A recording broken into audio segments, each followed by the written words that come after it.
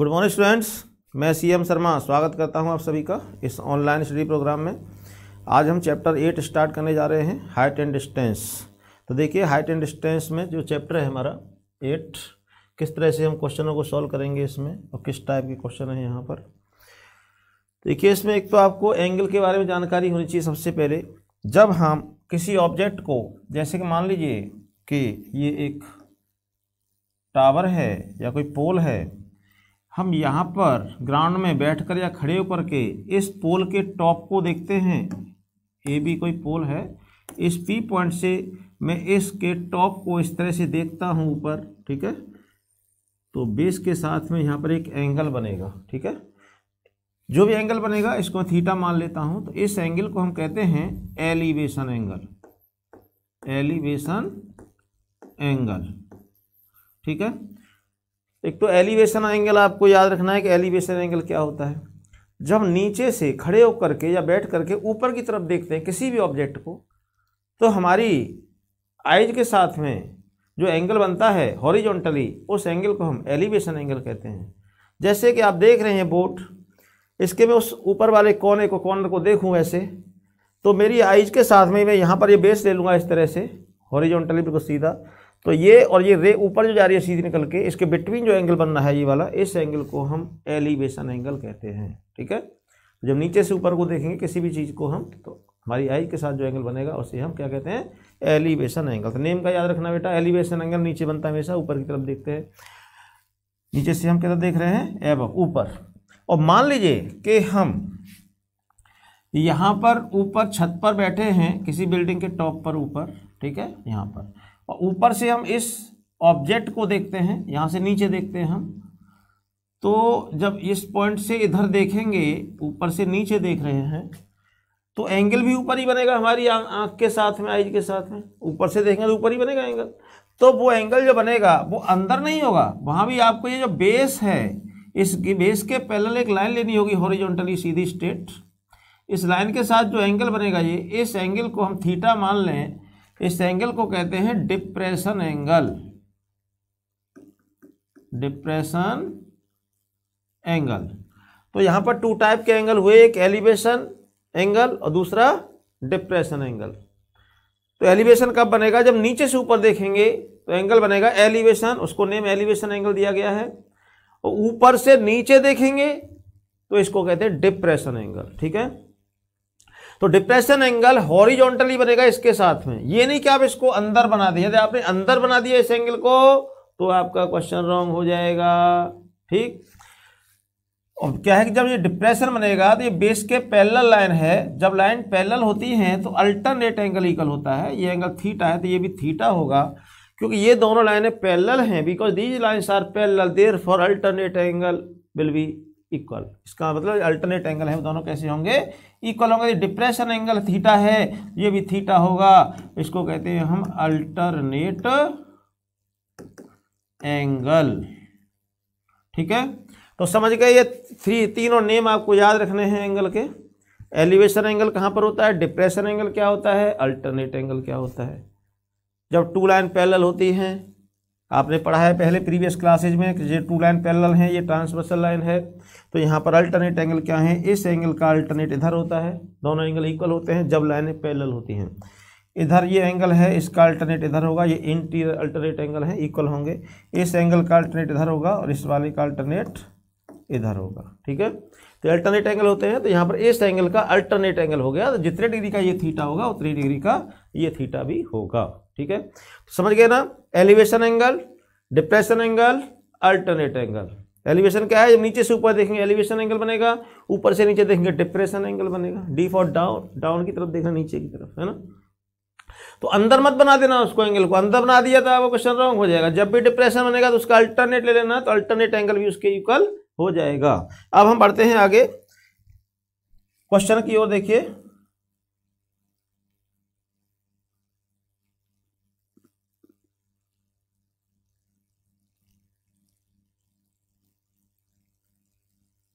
Exercise है 8.1।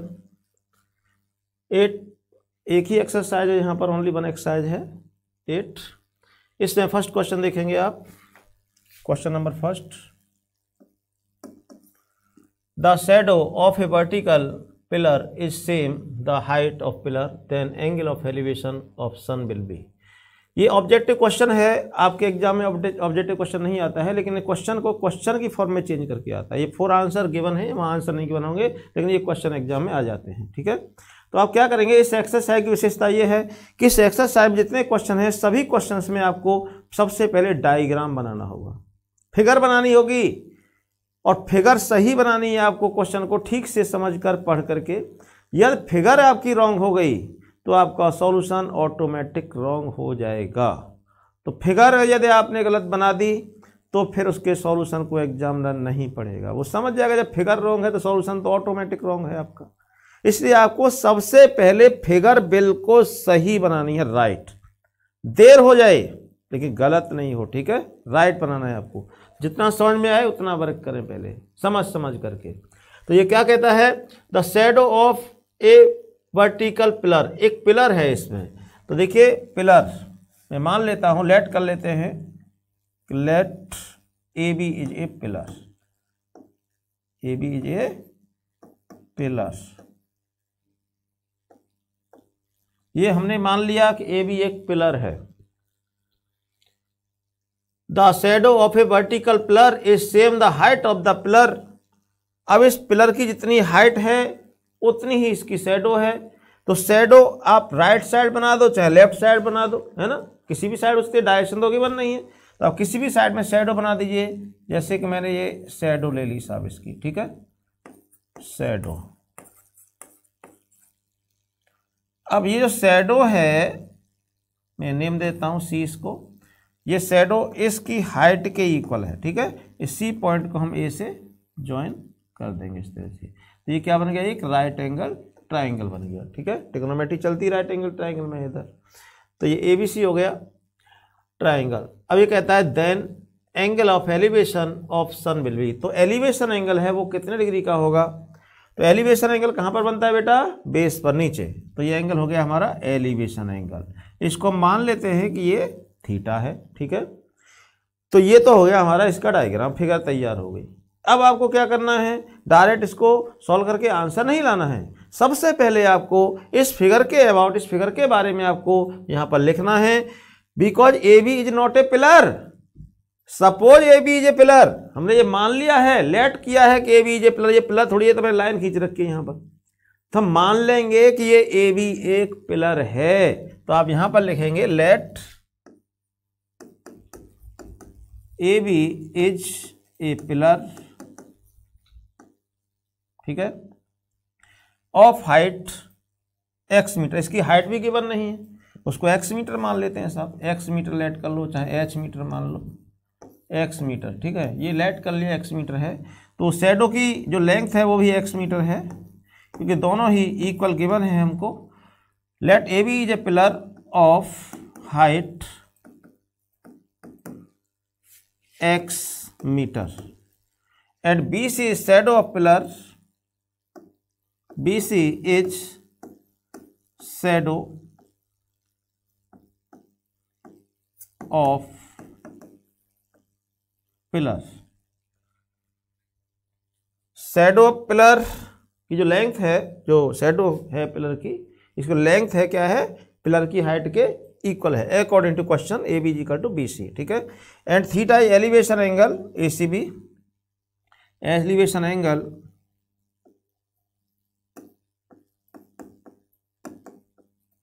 Elevation angle A C B is equal to theta, ठीक है।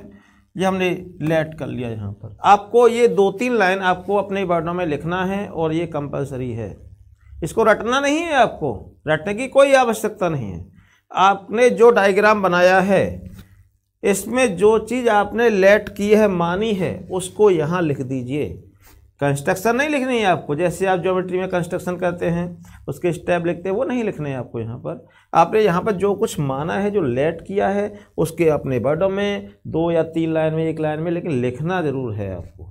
यदि आप ये नहीं लिखेंगे तो आपके नंबर कटेंगे, ठीक है। इसलिए आपको इस डायग्राम के बारे में जो लेट किया है वो यहाँ पर लिखना है, ठीक है। अब according to question A B is equal to B C. According to question height of pillar is equal to length of shadow A B is equal to B C. ठीक है, ये हमको गिवन है कि जितनी हाइट है उतना ही shadow है। अब क्या करेंगे इसमें ट्राइंगल में, इस ट्राइंगल में बेटा एक साइड, दो साइड है, वैसे तो 3 साइड हैं, तो एक साइड आपको गिवन होती है और एक फाइंड करनी होती है, या उसका दोनों गिवन हो आपको। तो जो साइड आपके पास में है उनमें रिलेशन देखना है आपको। यहाँ पर देखिए हाइट और शैडो दोनों इक्वल लेंथ है दोनों की, हाइपोटेनस से कुछ लेना देना नहीं, न फाइंड करना है न गिवन है। तो जिन साइडों में आपको कुछ गिवन है उनको देखिए, उनके नेम क्या हैं। ये थीटा है तो ये क्या हो गया हमारा बेस, जहाँ थीटा बनेगा बेस हो जाएगा, और उसके सामने वाली साइड क्या हो गई परपेंडिकुलर। क्योंकि 90 डिग्री की अपोजिट साइड हाइपोटेनस होती है। इन दोनों साइडों में से एक साइड बेस होती है और एक परपेंडिकुलर। जहाँ थीटा होता है वहीं पर बेस होता है, दूसरी साइड परपेंडिकुलर हो जाती है। आप इसमें इसे बेस नहीं कह सकते क्योंकि थीटा यहाँ पर बना हुआ है। या थीटा यहाँ होगा तब ये बेस, ये परपेंडिकुलर होगा, इधर थीटा है तब ये बेस और ये परपेंडिकुलर होगा, हाइपोटेनस वहीं रहेगा। जब हम पाइथागोरस थ्योरम पढ़ते थे तो इन दोनों में से किसी भी साइड को बेस मान सकते थे पाइथागोरस थ्योरम में। ये बेस होगी तो ये परपेंडिकुलर, ये बेस होगा तब ये परपेंडिकुलर। लेकिन ट्रिग्नोमेट्री में ऐसा नहीं होता है, आपको पता होना चाहिए। जहाँ थीटा होगा वहीं बेस होगा, तो ये बेस ये परपेंडिकुलर है। अब आपने एक फॉर्मूला पढ़ा है, पंडित बद्री प्रसाद हर हर बोले, ये आपको समझाया गया होगा पिछली प्रीवियस क्लास में। पंडित बद्री प्रसाद हर हर बोले, है ना। इससे आप फॉर्मूले बनाते थे, sine theta is equal to cos theta is equal to tan theta is equal to cot theta sec theta cosec theta. 6 trigonometric ratios होते हैं। तो आप देखिए यहाँ पर आपको देखना है इन तीनों में से साइन कोस टेन, और भी देख सकते हैं आगे। लेकिन क्या है कि जो साइड आपके पास में है उनमें देखिए, ये जैसे परपेंडिकुलर है ये बेस है, तो परपेंडिकुलर और बेस किस में आते हैं, दोनों साइन थीटा में आते हैं या कॉस में आते हैं, टेन में आते हैं, बताइए। परपेंडिकुलर बेस किस में आते हैं दोनों, तो sine cos tan perpendicular base किस में आते हैं, टेन थीटा के अंदर आते हैं। आपको पता है कि साइन थीटा इक्वल टू क्या होता है, पी अपॉन एच होता है। कॉस थीटा क्या होता है, बी अपॉन एच होता है। टेन क्या होता है, पी अपॉन बी होता है ना। 1 2 3 साइन कॉस टेन, उसके बाद 4 5 6, टेन के बाद क्या आता है cot theta sec theta cosec theta. तो कॉट क्या होता है, बी अपॉन पी, और सेक क्या होगा, एच अपॉन बी। कोसेक क्या होगा, एच अपॉन पी। ठीक है, तो ये फॉर्मूले तो आप पढ़ चुके हैं पहले ही। तो आपको ये देखना है कि जो साइडें हैं उनके नेम क्या हैं। ये थीटा है, ये बेस हो गया, परपेंडिकुलर हो गया। तो परपेंडिकुलर और बेस दोनों किस फॉर्मूले में आते हैं, देखिए पी और बेस, बी फॉर बेस हो गया।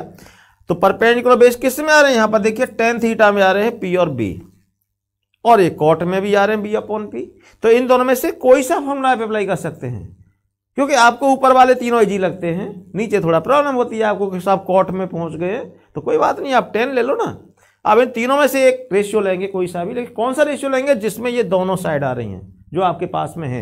ये एक्स है, ये भी एक्स है, तो एक परपेंडिकुलर एक बेस है, तो किस में आ रहे हैं दोनों, 10 में आ रहे हैं। इसलिए आप इसमें टेन थीटा अप्लाई करेंगे। तो आप यहां पर नोट करेंगे, in triangle A B C perpendicular upon base, मतलब A B upon B C is equal to tan theta. Perpendicular upon base क्या होता है, टेन थीटा होता है। थीटा हमारा थीटा है। अब ए बी क्या है, एक्स लेट कर रखा है मैंने, तो इसे यहाँ एक्स लिख देंगे। बी सी क्या है, वो भी एक्स है, तो यहाँ एक्स आ जाएगा is equal to tan theta. X X cancel हो गया वन टाइम, तो क्या मिलेगा आपको, tan theta is equal to 1। Tan theta is equal to क्या हो गया, 1 हो गया। अब देखिए आप इसको रफ कर लेते हैं।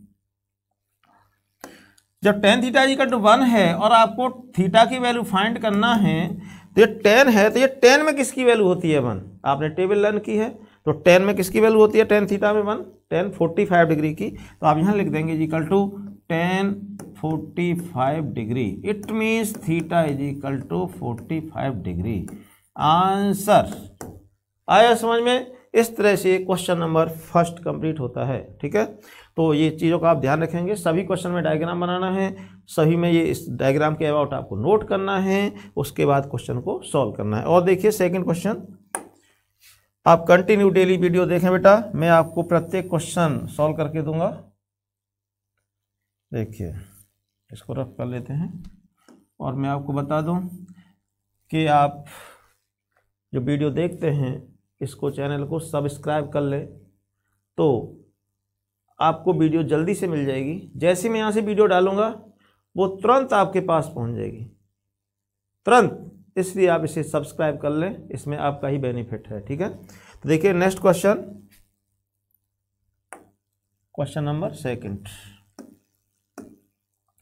From a point on the ground which is 100 metre away, from a point on the ground which is 100 metre away from the foot of the tower. एक टावर है, देखिए लेट कर लेते हैं कि ये एक टावर है। ठीक है, let A B is a tower, और ये कहता है from a point on the ground which is 100 metre away from the foot of the tower. इसके फुट से 100 मीटर अवे, 100 मीटर दूर कोई पॉइंट है, वो पॉइंट इस साइड ले लो चाहे उस साइड ले लो, डायरेक्शन थोड़ी बोला उससे किस साइड में, किसी साइड में हो सकता है वो। तो आप यहाँ से 100 मीटर डिस्टेंस पर एक पॉइंट लगा देंगे। इस पॉइंट को मैं सी नेम दे देता हूँ। ठीक है, इसकी डिस्टेंस है 100 मीटर। 100 मीटर मेजर करके नहीं लगाना है आपको, तो लाइन सीधी खींच देनी है इसके से। मान लिया हमने लेट कर लिया कि ये सी पॉइंट यहां से 100 मीटर डिस्टेंस पर है। ठीक है, कहता है the angle of elevation of the top of the tower is 60 degree. इस पॉइंट से इस टावर के टॉप का एलिवेशन एंगल 60 डिग्री है। एलिवेशन कब बनता है, नीचे से ऊपर को देखे तभी तो बनता है ना। तो आप इसी पॉइंट से इसके टॉप को देखिए, टॉप ऊपर है, फुट नीचे है, तो यहां से इसके टॉप का जो एलिवेशन एंगल है, ये एंगल कितना है, 60 डिग्री। यहाँ लिख दीजिए 60 degree. Then height of tower is, अब आपको टावर की हाइट फाइंड करना है कि इस टावर की हाइट क्या है। ठीक है, तो क्या करेंगे बेटा, यहाँ पर वही लेट करेंगे सबसे पहले। Let A B is a tower, कि टावर थोड़ी, ये तो लाइन खींची हुई है यहाँ पर, तो आपने हमने तो मान लिया है कि एक टावर है, तो आप यहाँ पर लेट करके लिख दीजिए let A B is a tower. A B is a tower, इसकी हाइट हमको फाइंड करना है, तो हाइट को या तो ए बी रहने दीजिए या फिर कुछ लेट कर लेते हैं। A B is a tower of height h metre, h metre, इसकी हाइट को मैं h मीटर लेट कर लेता हूं। ठीक है, ये मान लिया कि h मीटर है। And c is any point, c is any point 100 metre away from foot of the tower. C कोई पॉइंट है 100 मीटर अवे दूर from the foot of the tower. Elevation angle of the top of the tower from point C is 60 degree. Elevation angle of the top of tower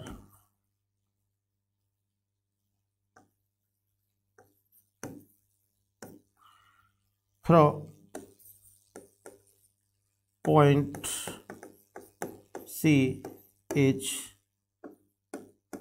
60 degree. ये angle कितना है, 60 degree. इस तरह से हमने इसको यहाँ पर लेट करके नोट कर दिया। अब हम इसको सॉल्व करेंगे। तो इस ट्राइंगल का नेम क्या है, ए बी सी। तो यहाँ पर नोट करेंगे इन ट्राइंगल ए बी सी, इधर लिख देते हैं, देखिए इन ट्राइंगल ए बी सी। देखिए यहाँ पर आपके पास क्या है, ये परपेंडिकुलर है और ये बेस है। परपेंडिकुलर एच लेट कर रखा है और बेस 100। तो परपेंडिकुलर और बेस किस में आते हैं, टेन थीटा में आते हैं। मोस्टली क्वेश्चन में टेन थीटा ही लगेगा। कुछ एक क्वेश्चन है जिनमें साइन और कॉस का यूज होगा, अधिक होगा उनका भी, ऐसा नहीं है नहीं होगा, उनका भी यूज होगा साइन थीटा और कॉस थीटा का, लेकिन अधिकतर मोस्टली क्वेश्चंस में टेन का रोल है इनमें। ठीक है, तो यहाँ पर ये परपेंडिकुलर है और ये क्या है, बेस। तो परपेंडिकुलर और बेस किस में आते हैं, टेन थीटा में आते हैं। तो यहाँ पर लिख देते हैं tan theta equal to A B upon B सी।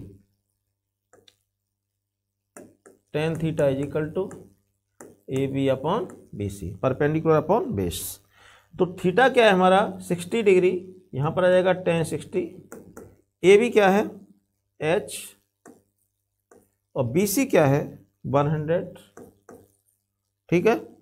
अब tan 60 की वैल्यू क्या होती है, tan की लाइन को आप रट लें ठीक से।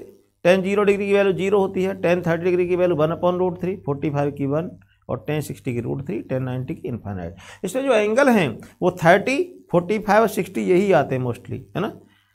तो 30, 45, 60 की वैल्यू ठीक से याद करना बेटा। tan में tan 45 डिग्री की वैल्यू 1 होती है, tan 30 डिग्री की वैल्यू 1/√3 और tan 60 की √3। तो आप यहाँ पर tan 60 की वैल्यू रख देंगे, क्या होती है tan 60 की वैल्यू √3 h/100। इसके अपॉन में कुछ नहीं है तो 1 लगा लेना बेटा, और क्रॉस मल्टीप्लाई कर लेते हैं। तो h इक्वल टू क्या हो गया देखिए 100√3, ठीक है, मीटर। अब √3 की वैल्यू भी आप याद कर लीजिए। देखिए 2-3 चीज़ आपको याद करनी है। एक तो tan 30 डिग्री की वैल्यू, tan 45 डिग्री की वैल्यू, tan 60 डिग्री की वैल्यू, इनका बहुत अधिक रोल है। tan 30 की वैल्यू 1/√3, 45 की 1 और 60 की होती है √3। ठीक है, आपकी बुक में बनी हुई है टेबल। तो ये तीनों वैल्यू आप ठीक से लर्न कर लें।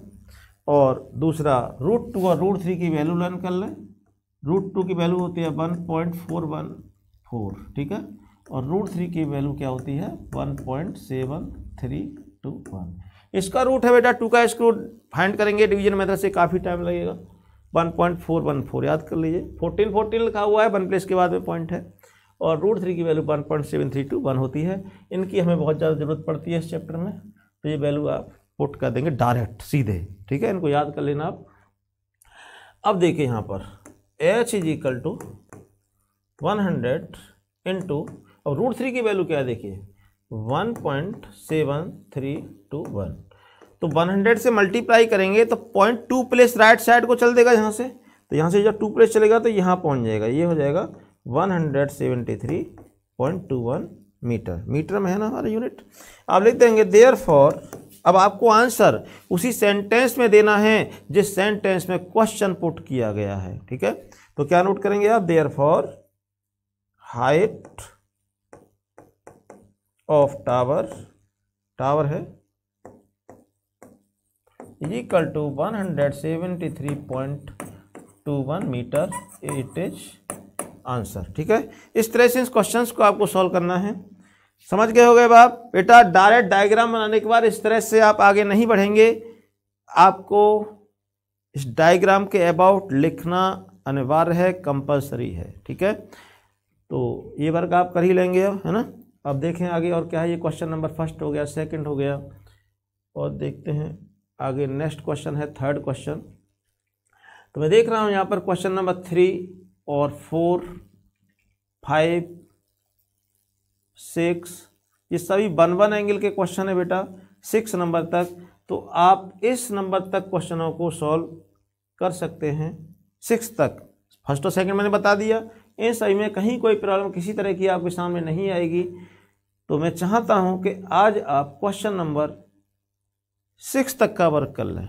फर्स्ट सेकंड मैंने आपको समझा दिया है, थर्ड में, फोर्थ में, फिफ्थ में से कोई प्रॉब्लम नहीं है। थर्ड वाले में देखिए हो सकता है आप डायग्राम मिस्टेक कर जाएं, तो थर्ड का डायग्राम मैं बना देता हूं यहाँ पर। देखिए थर्ड क्वेश्चन है, ये कहता है a 15 metre long ladder touches the top of a vertical wall. एक वॉल है वर्टिकल, तो ये देखिए मैंने वॉल बना दी यहाँ पर। Let A B is a wall. A 15 metre long ladder touches the top of a vertical wall. एक लैडर है जिसकी लेंथ है 15 मीटर, इस वॉल के टॉप को टच कर रही है। तो बेटा लैडर जब खड़ी होगी तो लैडर सीधी तो कभी खड़ी हो नहीं सकती। लैडर कहते हैं सीढ़ी को, तो सीढ़ी कभी सीधी तो खड़ी हो नहीं सकती, गिर पड़ेगी। उसको हमेशा तिरछा लगाया जाता है ना। तो यहाँ पे लैडर लगा दीजिए टॉप पर इसके, ये लग गई साहब लैडर। ठीक है, इसको बेस को बेस से मिला दीजिए इस तरह से। तो ये लैडर है A B, C point name देते हैं इसको। ठीक है, 15 मीटर लॉन्ग, तो लैडर ये हुई, यहाँ पे 15 मीटर इसकी लेंथ है, तो लैडर इस तरह से रहेगी और ये क्या रहेगी, वाल। अब ये कहता है if this ladder makes an angle of 60 degree with the वाल, ये लैडर वाल के साथ 60 का एंगल बनाती है। तो वाल तो ये है, ये यहाँ पर ग्राउंड के साथ 60 एंगल नहीं बना रही है, कहाँ बना रही है, वाल के साथ में। इसका मतलब ये एंगल हुआ इसका 60 डिग्री, ठीक है। Then find the height of the wall, आपको वाल की हाइट फाइंड करना है। Let the height of wall is h metre. अब इसमें tan थीटा वर्क नहीं करेगा, आप पहले यहाँ पर लेट करके लिख लेंगे, ठीक है। लेट आपका लेना यहाँ पर, let A B is a wall of height h metre and A C is a ladder of length 15 metres. Angle between ladder and wall CAB is equal to 60 degree, ये चीज़ आप यहाँ पर नोट कर देंगे। उसके बाद इन ट्राइंगल ABC, अब देखिए ये क्या है, परपेंडिकुलर है, नहीं आपने परपेंडिकुलर बोला तुरंत रॉन्ग हो जाएगा। कैसे, इसमें थीटा यहाँ बना हुआ बेटा, तो ये क्या हुआ, इसमें ये बेस हुआ। इन ट्राइंगल ABC ये थीटा जहाँ बनेगा बेस रहेगा, तो ये क्या बेस है AB, और ये हाइपोटेनस है 15, हाइपोटेनस गिवन है, बेस हमको फाइंड करना है। तो बेस और हाइपोटेनस किस में आते हैं, कॉस थीटा में आते हैं। देखिए पंडित बद्री प्रसाद हर हर बोले, इससे फॉर्मूला लर्न करवाया था आपको पहले किसी पिछली क्लास में आपको। तो देखिए साइन कॉस, कॉस में आता है ना B अपॉन H, किस में आता है, कॉस थीटा में आता है ना, sine theta cos theta, B और H, BH किस में आता है, कॉस में। इसका मतलब कॉस थीटा अप्लाई होगा, यहाँ ले सकते हैं cos theta is equal to base upon hypotenuse, तो बेस हो गया आपका AB और हाइपोटेनस होगा AC। बहुत ही काम का क्वेश्चन है, आप इसमें 60 को यहाँ लिख दोगे तब भी रॉन्ग हो जाएगा, ये हो जाएगा ना रॉन्ग, क्योंकि जो एंगल है वो लैडर और वाल के बिटवीन है, और जहाँ एंगल होगा वहाँ बेस होगा। अब आप इससे वैल्यू पुट करेंगे तो ये हो जाएगा cos 60 is equal to AB क्या है हमारा H अपॉन 15, और कॉस 60 की value 1/2 is equal to H upon 15, cross multiply कर दे बेटा, तो यहाँ पर आ जाएगा 2H इज इक्वल टू, देखना वैल्यू सब कुछ सही रखी हुई है हमारी वहाँ पर, क्योंकि मुझे आंसर में थोड़ा हो सकता है सही हो। देखिए क्रॉस मल्टीप्लाई कर लेते हैं, 2H इज इक्वल टू 15 और H is equal to 15/2 metre, ठीक है। 7.5 आएगा, लेकिन 7.5 नहीं ऐसे लिख दिया उसने, 15/2 है ना। ये देखिए 15/2 मीटर दे रखा है ना, यही इसका आंसर है, ठीक है। तो आप लास्ट में लिख देंगे therefore height of wall is equal to 15/2 metre या 7.5 मीटर। आपको आंसर कंप्लीट सेंटेंस में देना है, ठीक है। तो इस तरह से बेटा हमारा ये थर्ड क्वेश्चन कंप्लीट होता है। अब आप क्वेश्चन नंबर 4, 5 और 6 ये तीनों क्वेश्चन आप अपने आप कंप्लीट करेंगे, ठीक है। कोई प्रॉब्लम आए तो मुझे बता देना। इसके बाद आने वाली वीडियो में बेटा मैं आपको क्वेश्चन नंबर 7 से स्टार्ट करूंगा। यदि आप इससे पहले कोई प्रॉब्लम आती है तो मुझे बताएंगे, यदि आप कोई प्रॉब्लम नहीं बताएंगे तो मेरा नेक्स्ट वीडियो में क्वेश्चन आएगा, क्वेश्चन नंबर 7 से स्टार्ट होगा, ठीक। So thank you very much for watching my video, okay bye.